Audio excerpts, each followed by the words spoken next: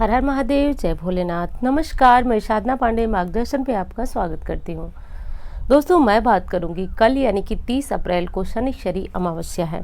शनिश्चरी अमावस्या के बारे में, पीपल की पूजा का समय क्या है, किस प्रकार पूजन करना है, आज के दिन स्नान किस विधि से करना है जिससे आपके 9 के 9 ग्रह आपके पक्ष में हो जाए।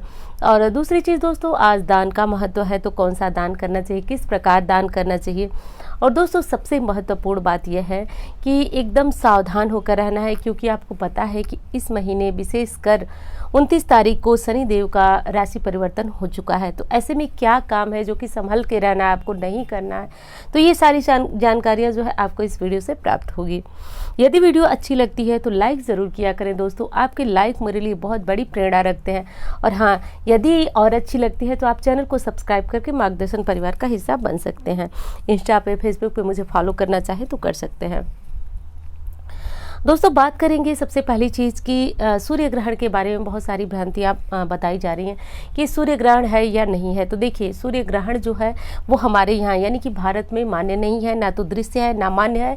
इसीलिए किसी प्रकार का सूतक इत्यादि बिल्कुल भी नहीं लगेगा। तो ना किसी को डरने की ज़रूरत है, ना ही किसी को एहतियात बरतने की आवश्यकता है, क्योंकि जब हमारे यहाँ सूतक लगेगा ही नहीं, ना ही सूर्य ग्रहण दिखेगा, तो इस ग्रहण का कोई भी किसी भी प्रकार जनमानस पे कोई असर नहीं पड़ रहा है। तो इसलिए इस ग्रहण के बारे में और अधिक बात करने से अच्छा है कि हम आगे चलें, क्योंकि बहुत सारे प्रश्न आपके जो है ग्रहण से लेकर के आ रहे थे, तो इसलिए मैंने ये वीडियो बताया। हाँ, एक चीज़ और बताऊंगी कि जो लोग भारत के हैं, विदेश में रहते हैं, तो वो लोग जो है विशेष सावधानी रखेंगे।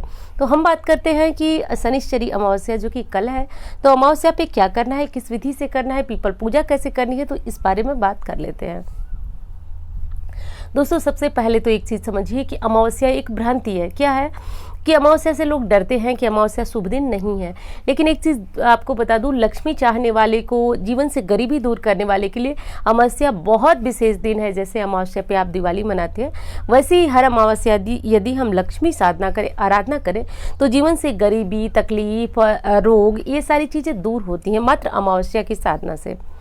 तो सबसे पहले अमावस्या तिथि पे हर मनुष्य को क्या करना चाहिए, हर स्त्री हो पुरुष हो, सूर्योदय के पूर्व जो है आपको अपना बिस्तर छोड़ देना चाहिए। इसके बाद करना ये है आपको कि यदि आप महिला हैं तो कोशिश कीजिए कि घर की जितनी साफ सफाई आपसे हो सके उतनी आज के दिन कर लें।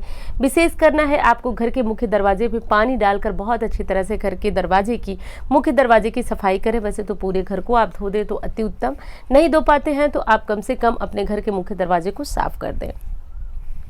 इसके बाद क्या करना है दोस्तों कि सबसे पहले तो आप अपने घर के मंदिर में जैसे स्नान ध्यान करके आ जाए। एक चीज़ आप कर सकते हैं, यदि आज के दिन आपकी झाड़ू टूटी है तो ज़रूर हटा दीजिए, बहुत अच्छा दिन है। आज के दिन यदि कोई विशेष कबाड़ वगैरह बेचना चाहते हैं तो ज़रूर बेचिए, और उन कबाड़ों को बेच करके और आप इनसे अपने घर में कुछ राशन की चीज़ें ला सकते हैं। इससे लक्ष्मी में वृद्धि होती है, ऐसा कर लीजिएगा। लेकिन एक चीज़ ध्यान रखिएगा, लोहा मत बेचिएगा, क्योंकि शनिवार है तो लोहा बिल्कुल न बेचिएगा। अगर ऐसा कोई कबाड़ हो जिसमें कि लोहा हो तो ऐसा कबाड़ आज के दिन बिल्कुल मत बेचिएगा। बाकी अन्य कोई चीज़ है आप उसे बेचना चाहते हैं तो बेच सकते हैं, जो चीज़ें आपके घर में बेकार पड़ी हैं। अब अगली चीज़ कर रहे हैं दोस्तों कि नहाना किस तरह से है। स्नान का बड़ा महत्व है। अमावस्या तिथि में स्नान करने से रोग दूर होते हैं, तकलीफ़ें दूर होती हैं, परेशानियां दूर होती हैं। तो आज के दिन शनिश्चरी अमावस्या है। सबसे पहले तो गंगा जल थोड़ा सा मिला लीजिए। मैं तो कहूँगी पूरे परिवार को आप जो है गंगा जल से स्नान कराइए।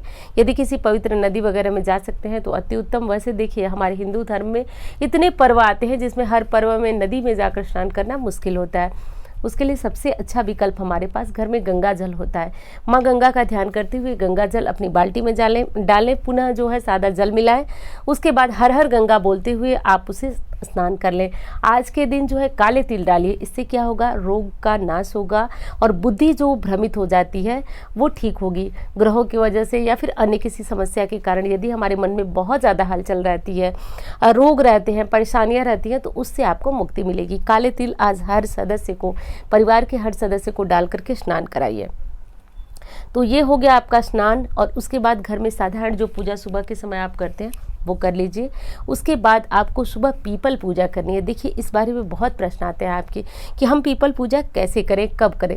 तो देखिए पीपल पूजा का विधान ये है कि आप बहुत सुबह भी नहीं जा सकते, जैसे कि 4 बजे 3 बजे नहीं जा सकते हैं, लेकिन आप जो है बहुत ज़्यादा सूर्योदय हो जाने के बाद भी नहीं जा सकते हैं। तो सबसे अच्छा विकल्प ये आता है कि लगभग आप 6 बजे, जैसे कि इस समय गर्मियों का दिन है, 6 साढ़े 6 बजे तक आप ये पूजा संपूर्ण कर ले। देखिए मैं समय के अनुसार आपको बता रही हूँ, जैसे कि बहुत लोग पूछते हैं कब कब कब, ये चीज़ बहुत ज़्यादा पूछी जाती है।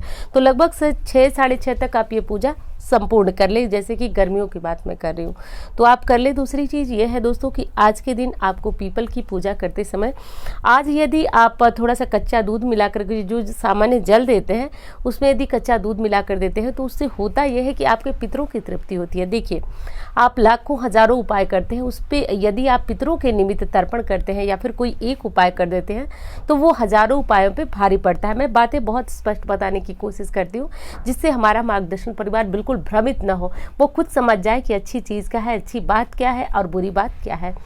तो देखिए हजारों लाखों उपायों में एक उपाय पितरों के तर्पण का यदि हम कर देते हैं तो सभी उपायों पे भारी पड़ता है। कोशिश कीजिएगा कि गाय का कच्चा दूध आज आपको मिल जाए, ये लेकर के आप पीपल की पूजा कर लीजिएगा। 7 परिक्रमा जरूर कीजिएगा, ओम शम शनिश्चराय नमः, या फिर देखिए भगवान राम का नाम लेते हुए, राम राम रामेति बोलते हुए, जो भी आपको समझ में आए। लक्ष्मी की कामना है तो कोई लक्ष्मी मंत्र बोलते हुए पीपल की परिक्रमा कर लीजिए, क्योंकि देखिए दिखाई देता है कि आप एक पीपल की पूजा करते हैं, असल में आप इस पीपल के माध्यम से संपूर्ण देवी देवताओं की पूजा कर लेते हैं। एक पीपल में इतना मतलब शक्ति होती है, इतने सभी देवी देवताओं पितरों का वास होता है कि आपकी पूजा पूर्ण हो ही जाती है।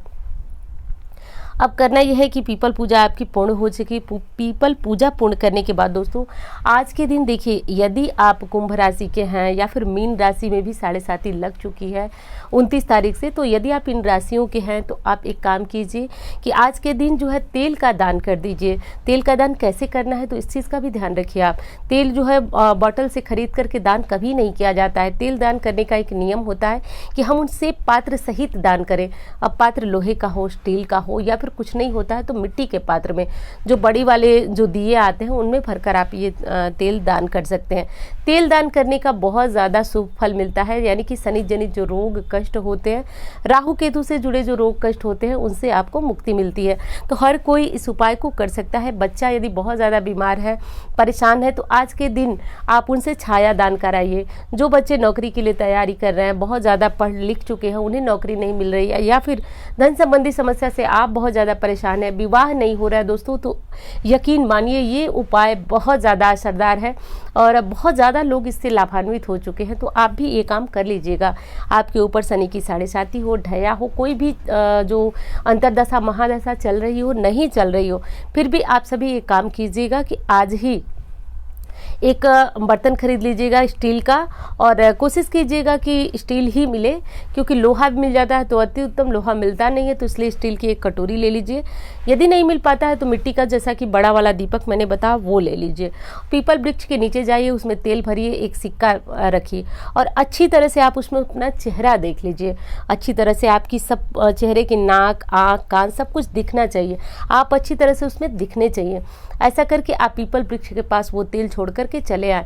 कोई ज़रूरत नहीं है कि आपको ये तेल जो है पीपल पे चढ़ाना है। कुछ लोग पिछली बार बहुत बड़ी गलतियां किए थे, ये तेल देखने के बाद हनुमान जी पे अर्पित कर दिए थे, तो ऐसा बिल्कुल नहीं करना है। ये कहीं नहीं लिखा है दोस्तों कि आप ये तेल जो है पीपल के पास छोड़ दें, या फिर तेल मांगने वाले जो आते हैं उन्हें दे सकते हैं, बाकी इस तेल का अन्य कोई भी उपाय नहीं कर सकते हैं। तो ऐसा कर लीजिएगा दोस्तों। और एक बार फिर कहूँगी, बेहद अचूक उपाय है।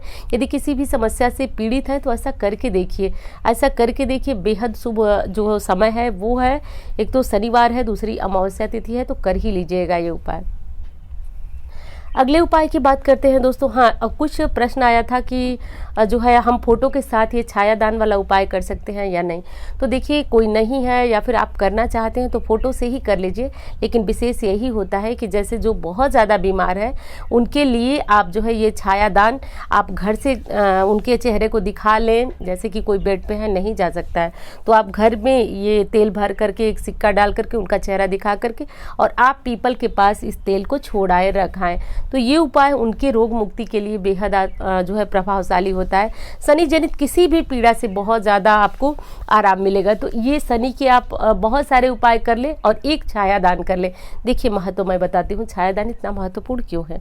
आपके जितने भी बुरे ग्रह होते हैं, ध्यान दीजिएगा, जितने बुरे ग्रह होते हैं या फिर आपके ऊपर जितनी समस्याएं होती हैं, जितनी परेशानियां होती हैं, जितनी नकारात्मक ऊर्जा होती है, जब आप तेल में अपना चेहरा देख लेते हैं, देखकर उसे वहीं छोड़ देते हैं, तो वो उस तेल में अवशोषित हो जाती है। उसके बाद आपके ऊपर जो परेशानियां हैं वो उतर जाती हैं। इसका साफ अर्थ यही है, इसीलिए इसका नाम कहा गया है शास्त्रों में छायादान, और ये विशेष महत्वपूर्ण होता है। तो ऐसा कर लीजिएगा दोस्तों।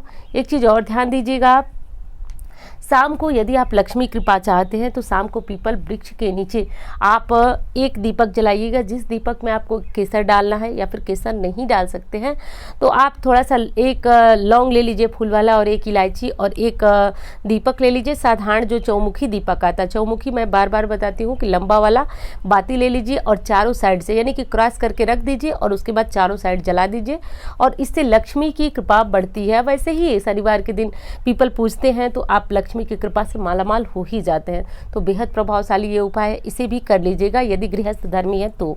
हर कोई गृहस्थ धर्मी धन संबंधी समस्या से कहीं न कहीं जुड़ा होता है, परेशान होता है, तो आप तो ज़रूर ही कर लीजिएगा इस उपाय को।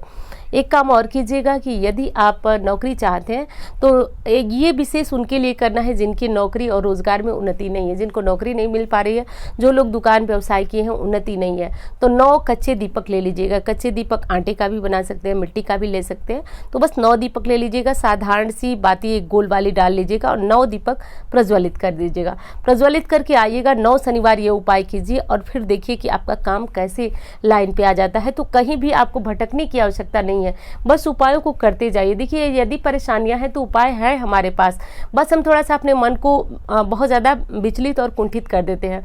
मैं बहुत सारी बातें बताने लगी हूँ, मन तो बहुत कुछ करता है कि आपसे बहुत कुछ बातें करूँ, आपको बहुत सारी चीज़ें बताऊँ, लेकिन आप जानते हैं वीडियो में एक बाध्यता होती है कि हम बहुत बड़ी वीडियो नहीं बना सकते, तो बस इसलिए मैं बता नहीं पा रही हूँ।